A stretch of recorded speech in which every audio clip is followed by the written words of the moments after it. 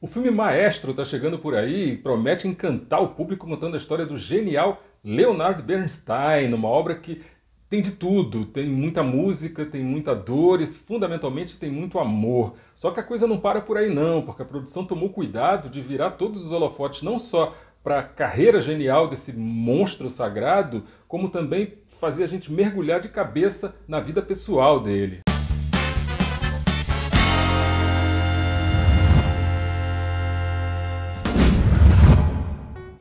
Fala galera do bem, Lourdes Simões sou eu. E é exatamente isso, muito mais do que um compositor, Leonard Bernstein é considerado um dos grandes gênios da música do século XX, especialmente por ter sido ele o autor da inesquecível trilha sonora do musical da Broadway West Side Story, ou Amor Sublime Amor.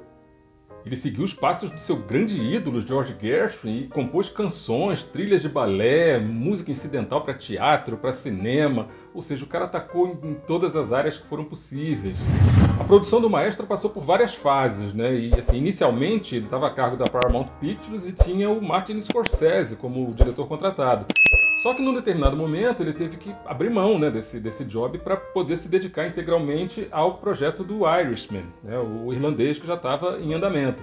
E com isso, em 2018, ele abriu espaço para o Bradley Cooper não só assumir a direção do filme, como também mordiscar o papel principal. O Scorsese permaneceu como produtor do filme e ao lado dele estava nada mais nada menos que o Steven Spielberg e o Todd Phillips. Inicialmente ele considerou a possibilidade de dirigir esse filme e convidou o Bradley Cooper para fazer o papel principal.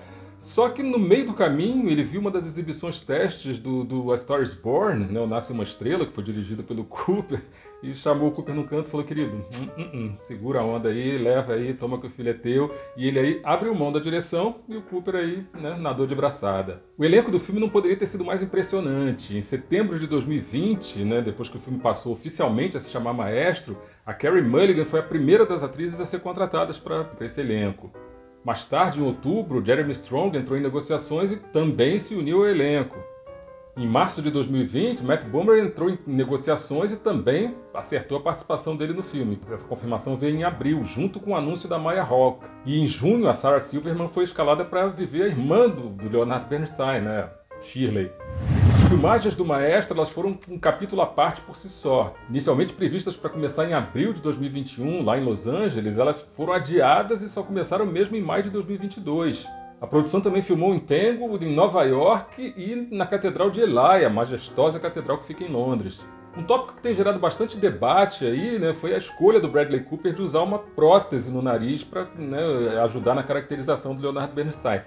Os usuários das redes sociais, sempre eles, se juntaram e começaram uma sessão de críticas porque eles consideravam que aquilo era uma caricatura, e era uma caricatura antissemita, na verdade. O James Hirsch escreveu no Canadian Jewish News que não há motivo para acreditar que a decisão de usar um nariz falso seja um ato deliberadamente antissemita. Pô, é aquela história, É bom a gente destacar que a produção envolveu um número bastante considerável de judeus e aquela prótese, na verdade, ela foi usada tão somente para ajudar na caracterização, para tornar o perfil do Bradley Cooper mais fiel possível ao do Leonard Bernstein. E dá uma olhada aí como é que ficou. Só que alguns ainda argumentam, apesar de tudo, que talvez um ator judeu famoso interpretasse esse papel de uma maneira mais convincente, melhor, enfim. E aí sugeriram o nome do Jake Gyllenhaal. E aí, galera, surge uma treta monumental. Vou contar para vocês qual é. O Jake Gyllenhaal, em 2018, ele chegou a anunciar que ele estava trabalhando num filme próprio, numa produção própria, sobre a vida do Leonard Bernstein. Só que, depois que a produção do Bradley Cooper recebeu as bênçãos de Martin Scorsese e o do Steven Spielberg, aí ele foi obrigado meio que a colocar a violinha dele no saco e dizer deu ruim pra mim. E teve também a pá de cal que sem querer foi jogada pela própria família do Bernstein, que foi o seguinte: o contrato do Cooper faria com que o Gyllenhaal não pudesse usar nenhuma nota musical sequer que tivesse sido escrita pelo compositor. Ou seja, isso aí acabou virando sem querer um pequeno, digamos assim, empecilho no pezinho hollywoodiano do Jake, tadinho. E aí Como conclusão, em 2020 ele foi obrigado a abandonar completamente o projeto e, como diz mamãe, e chorar na cama que é lugar quente.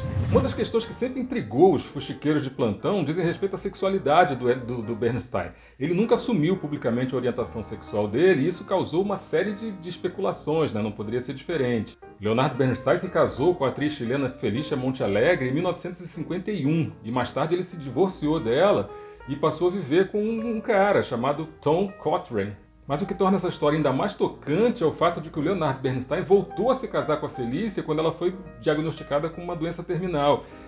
E, incrivelmente, numa atitude de amor supremo, sublime, ele ficou ao lado dela incansavelmente até 1978, né, quando ela partiu. Leonardo amava muito a Felícia, embora talvez não fosse da forma que a sociedade espera de um casamento, essa ligação era espiritual e muito profunda. E é isso exatamente que o filme Maestro procura trazer para o público, procura desnudar. E isso foi uma das coisas mais lindas que ficaram estampadas nesse filme.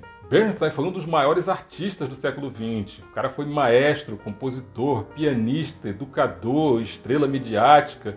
Nos anos 50 e 60, depois que ele assumiu a direção da Filarmônica de Nova York, ele se tornou conhecido ao redor dos Estados Unidos inteiro por conta de programas de televisão onde ele explicava a música clássica de um modo bastante claro, bastante simples, né? Fazendo com que muita gente tivesse alcance à música clássica.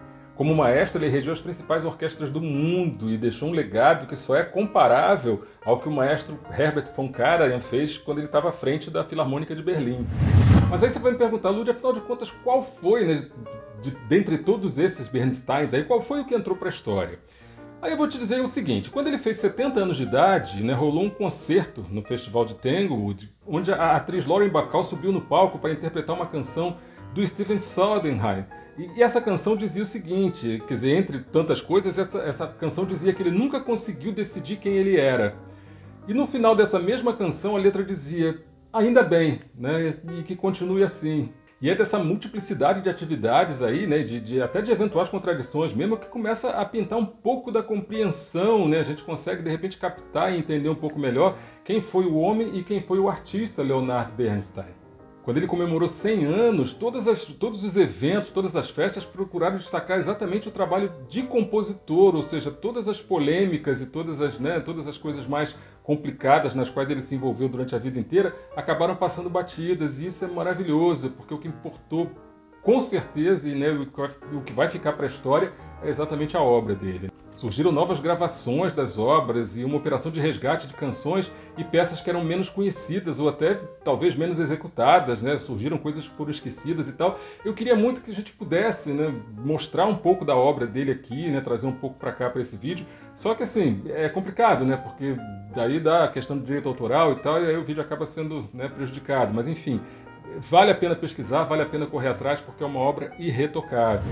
Só para você ter uma ideia do tamanho do Leonard Bernstein, eu vou mostrar para você uma lista de todos os prêmios, de todas as indicações, aliás, de indicações não, de todos os prêmios e de todas as honrarias que ele recebeu ao longo da carreira dele. Olha só.